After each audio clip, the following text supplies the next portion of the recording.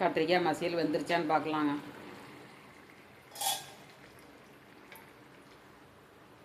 சூப்பராக வெந்துருச்சுங்க. மசிச்சு எடுத்துக்கலாம். நம்ம அடுப்பு ஆஃப் பண்ணிவிட்டு மசிச்சு எடுத்துக்கலாம். அடுப்பு ஆஃப் பண்ணியாச்சு. மண் கடாயினோன்னா கொதிச்சுக்கிட்டே இருக்கு பாருங்க. இந்த மாதிரி ஒரு மத்து வச்சு நல்லா மசிச்சு எடுத்துக்கோங்க.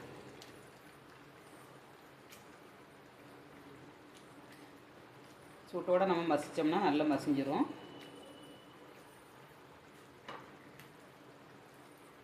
நல்லா மசிஞ்சிருந்து பாருங்கள். ஹாய் ஃப்ரெண்ட்ஸ், எல்லோரும் எப்படி இருக்கீங்க? நல்லா இருக்கீங்களா? இன்றைக்கி கத்திரிக்காய் மசியல் பண்ண போகிறாங்க. கத்திரிக்காய் மசியல்னு சொல்லலாம், கொசுக்குன்னு சொல்லலாங்க.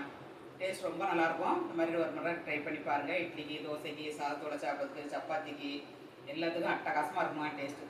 ட்ரை பண்ணி பாருங்கள். வீடியோ முழுது ஸ்கிப் பண்ணாமல் பாருங்கள். வீடியோ பிடிச்சிருந்தா லைக் பண்ணுங்கள், ஷேர் பண்ணுங்கள், கமெண்ட் பண்ணுங்கள். முதல் முறையாக பார்க்கறதா இருந்தால் சப்ஸ்கிரைப் பண்ணி வைங்க. அப்போ தான் நாங்கள் போடுற வீடியோலாம் அப்டேட் ஆகும். இன்றைக்கி மண் கடாயில் தான் பண்ண போகிறேன். வாங்க வீடியோவில் எப்படி பண்ணுறதுன்னு. தோசைக்கு இட்லிக்கு பொருத்தமான கத்திரிக்காய் மசியலுங்க. கத்திரிக்காய் மசியல் எப்படி பண்ணுறதுன்னு பார்க்கலாம். வீடியோ முழுது ஸ்கிப் பண்ணாமல் பாருங்கள். இதுக்கு தேவையான பொருள் வந்து கத்திரிக்காய், தக்காளி, பூண்டு ஒரு 5-6 பல்லு பூண்டு எடுத்துக்கோங்க. இதெல்லாம் நம்ம போட்டு இன்றைக்கி மசியல் பண்ண போகிறோங்க. கொஸ்குன்னு சொல்லலாம், கத்திரிக்காய் மசியல்னு சொல்லலாம். ரொம்ப நல்லாயிருக்கும். கொஞ்சமாக சின்ன வெங்காயம், பெரிய வெங்காயம் ஒரு வெங்காயம், அப்புறமாட்டு கொஞ்சமாட்டு கடலைப்பருப்புங்க, இதெல்லாம் போட்டு நம்ம இன்றைக்கி பண்ண போகிறோம். டேஸ்ட் அட்டகாசமாக இருக்கும். தோசைக்கு, இட்லிக்கு, சாதத்தோடு வச்சு சாப்பிட்றதுக்கு செம்ம டேஸ்ட்டாக இருக்குங்க. கொஞ்சம் சாம்பார் பொடி போட போகிறேன், அதனால் ஒத்த மிளகாய் போட போகிறேன். இதெல்லாம் வச்சு இன்றைக்கி கத்திரிக்காய் கொஸ்கு எப்படி பண்ணுறதுன்னு பார்க்கலாங்க. வாங்க வீடியோக்குள்ள. ஒரு மண்கடாயை அடுப்பில் வச்சுக்கலாம். அடுப்பை ஆன் பண்ணியாச்சுங்க. கடாய் வந்து நல்லா ஹீட் ஆயிடுச்சுங்க. எண்ணெய் ஆட் பண்ணிக்கலாம். நல்லெண்ணெய் ஆட் பண்ணிக்கோங்க. கடாய் ஹீட் ஆயிடுச்சுங்க. நல்லெண்ணெயில் பண்ணுங்கள், ரொம்ப நல்லாயிருக்கும். எண்ணெய் ஹீட் ஆனதும் நம்ம 1/2 ஸ்பூன் கடுகுங்க, அப்புறம் 1/2 ஸ்பூன் ஜீரகம் போடுங்க, ரொம்ப நல்லாயிருக்கும் மனம். வந்து ஒரு 1/4 டீஸ்பூன் வெந்தயம் போடுங்க. வெந்தயம் போடுங்க, வெந்தயமும் நல்ல மணமாக இருக்கும். கடுகு, ஜீரகம், வெந்தயம் எல்லாம் பொரிச்சிருச்சுங்க. 1 ஸ்பூன் கடலைப்பருப்பு போட்டுக்கோங்க. நல்லாயிருக்கும். சாப்பிடும்போது கடிப்படும்போது டேஸ்ட்டாக இருக்கும். இப்போ எல்லாம் நல்லா பொரிச்சிருச்சுங்க. சின்ன வெங்காயம் ஒரு கைப்பிடி அளவு, அப்புறமா பூண்டுங்க, நச்சு வச்சுருக்கேன் பூண்டை 1-2 மட்டு, 2 காஞ்ச மிளகாய், ஒரு பச்சை மிளகாய், ஒரு பெரிய வெங்காயங்க, எல்லாத்தையும் போட்டு வதக்கிக்கலாம். எல்லாத்தையும் போட்டு வதக்குங்க, எல்லாம் வதங்கிடும். நம்ம இது கூட கருவேப்பிலை தழங்க, இதையும் போட்டுக்கலாம்.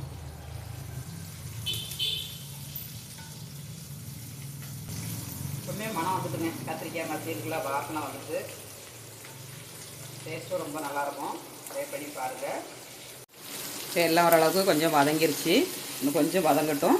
நம்ம தக்காளி ஆட் பண்ணிடலாம். ரொம்ப நல்ல ப்ரௌன் கலரில் வரணும்னு வேண்டாம், கொஞ்சம் கண்ணாடி பதம் வந்தால் போதுங்க. இந்த அளவுக்கு வந்தால் போதும். இந்த அளவுக்கு வந்ததுக்கப்புறம் நம்ம இப்போ தக்காளி இந்த மாதிரி நீள சைஸில் கட் பண்ணி வச்சுக்கோங்க. சீக்கிரமாக வதங்கிடும் உங்களுக்கு. வந்து உப்பு ஆட் பண்ணிக்கலாங்க. தக்காளி எல்லாம் வதக்குறதுக்கு கொஞ்சமாக உப்பு ஆட் பண்ணிக்கோங்க.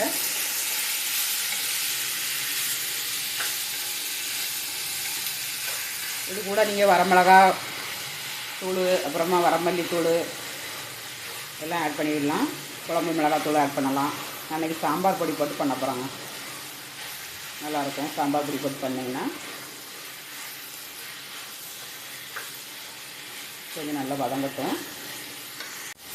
இப்போ எல்லாம் நல்லா வதங்கிருச்சுங்க. இந்த அளவுக்கு வதங்கினதுக்கப்புறம் நம்ம கத்திரிக்காய் ஆட் பண்ணிடலாம். கத்திரிக்காய் வந்து நம்ம தண்ணியில் போட்டுறணுங்க, நறுக்கி. அதுதான் கருத்துக்கும் உங்களுக்கு.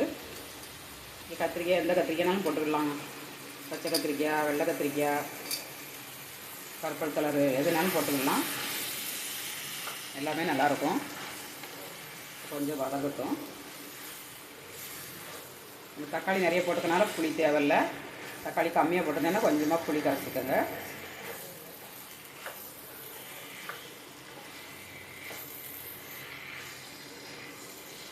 நல்லா வதங்கட்டும். மூடி வச்சு வேக வச்சுக்கலாம். நல்லா வதங்கிடுச்சுங்க. இப்போ தண்ணி விட்டு வேக வச்சுக்கலாம்.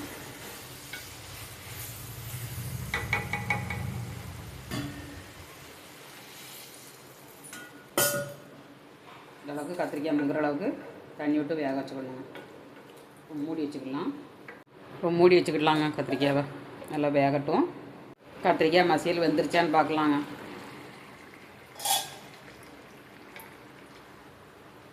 சூப்பராக வெந்துருச்சுங்க. மசிச்சு எடுத்துக்கலாம். நம்ம அடுப்பு ஆஃப் பண்ணிவிட்டு மசிச்சு எடுத்துக்கலாம். அடுப்பு ஆஃப் பண்ணியாச்சு. மண் கடாயினோன்னா கொதிச்சுக்கிட்டே இருக்கு பாருங்க. ஒரு இந்த மாதிரி ஒரு மத்து வச்சு நல்லா மசிச்சு எடுத்துக்கோங்க.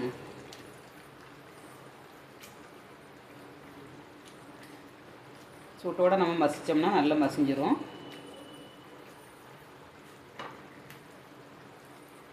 நல்லா மசிஞ்சிருந்து பாருங்கள். கத்திரிக்காய் நல்லா வெந்துட்டுனா நமக்கு நல்லா சீக்கிரமாட்டு மசிஞ்சிருங்க. இப்போ நல்லா மசிச்சாச்சுங்க. கத்திரிக்காய் வந்து இந்த அளவுக்கு மசிச்சுக்கோங்க. ஒரு 5 நிமிஷமாவது மசியணுங்க. மசிச்சா தான் நல்லா மசியும். அது இல்லைன்னா ஆற வச்சு நீங்கள் மிக்ஸி ஜாரில் போட்டு அரைச்சிக்கோங்க. குறகுறப்பாட்டு. மஞ்சள் தூள் 1/2 ஸ்பூன், சாம்பார் பொடி 2 ஸ்பூனுங்க. இதையும் போட்டு நல்லா மிக்ஸ் பண்ணிக்கலாம். இப்போ அடுப்பு ஆன் பண்ணிக்கலாம். அடுப்பு ஆன் பண்ணியாச்சு.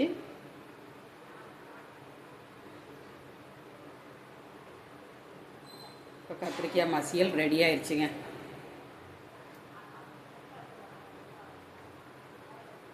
கொஞ்சமாக தண்ணி ஆட் பண்ணிக்கலாம்.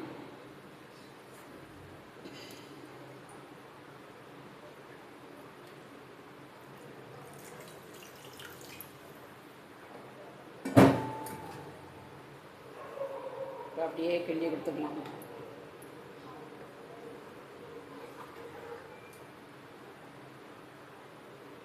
எந்த அளவுக்கு தண்ணி வேணுமோ அந்த அளவுக்கு தண்ணி வச்சுக்கோங்க. ரொம்ப தண்ணி வைக்காதீங்க, சாப்பிட்றதுக்கு நல்லா இருக்காது.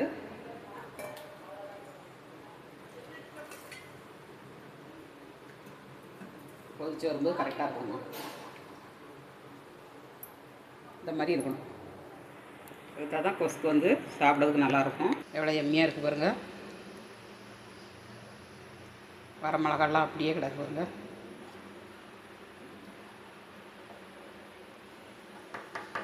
இப்போ லாஸ்ட்டில் கொஞ்சோண்டு நம்ம மல்லித்தழை தூக்கிடலாம். கொஞ்சம் கொதிக்கட்டும். கத்திரிக்காய் மசியல் நல்லா கொதிக்க ஆரம்பிச்சிருச்சுங்க. அப்படியே கிண்டி கொடுத்துட்டு நம்ம மல்லித்தழை தூவிக்கலாம்.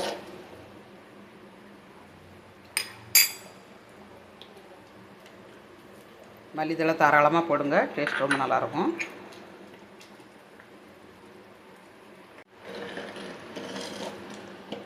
அட்டகாசமான கத்திரிக்காய் மசியல் ரெடி ஆயிடுச்சு. தோசைக்கு இட்லிக்கு அட்டகாசமாக இருக்குங்க. ட்ரை பண்ணி பாருங்கள். இப்போ தோசை சுட்டு தோசையோட வச்சு சாப்பிட்டு பார்க்கலாம். கத்திரிக்காய் மசியலை இறக்கியாச்சு. தோசை தவா அடுப்பு வச்சுருக்கேன். தோசைக்கு எண்ணெய் தடவிட்டு தோசை ஊற்றிக்கலாம். ராகி, சோளம், கம்பு, அரிசி, உளுந்து எல்லாம் போட்டு அரைச்சி வச்சுருக்காங்க.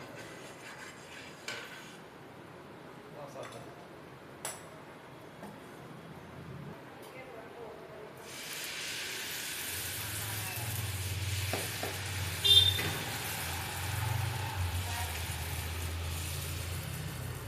நைட்டு டின்னருக்கு தான் பண்ணுறேன். இட்லியும் வைக்கலாம், தோசையும் சுடலாங்க. கம்பு, ராகி, சோளம் எல்லாம் போட்டு அரைச்சி வச்சேன்னா நம்ம இட்லியும் வைக்கலாம், தோசையும் சுடலாம். கைப்பிடிச்சுக்காரங்கெல்லாம் இந்த மாதிரி அரிசி சாப்பிடுங்க.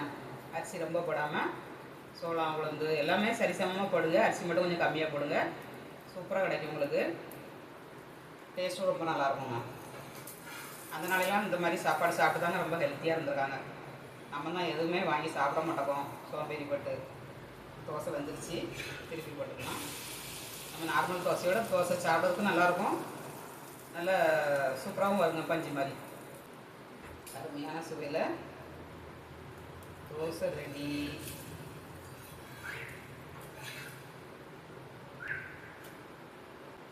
அடுத்தது ஒரு தோசை ஊற்றிக்கலாம்.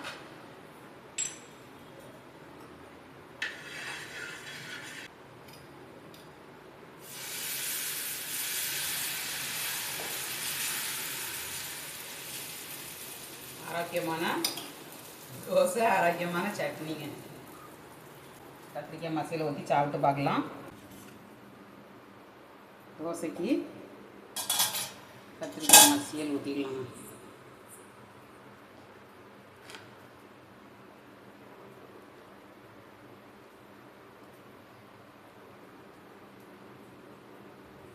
சூப்பருங்க. தோசையும் கத்திரிக்காய் மசியலும் சாப்பிட்டு பார்க்கலாங்க எப்படி இருக்குன்னு டேஸ்ட்டு. தோசையும் கத்திரிக்காய் மசியலும் சாப்பிட்டு பார்க்கலாங்க டேஸ்ட் எப்படி இருக்குன்னு.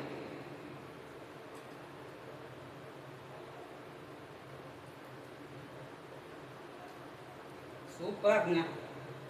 டேஸ்ட் அட்டகாசமாக இருக்குது. நீங்களும் ட்ரை பண்ணுங்கள். ட்ரை பண்ணிட்டு எப்படி இருந்துச்சுக்கிறத கமெண்ட் பண்ணுங்கள், லைக் பண்ணுங்கள். உண்மையிலே டேஸ்ட் அட்டகாசமாக இருக்குங்க. வீடியோ பிடிச்சதை லைக் பண்ணுங்கள். மீண்டும் நெக்ஸ்ட் வீடியோவில் சந்திப்போம். பாய்.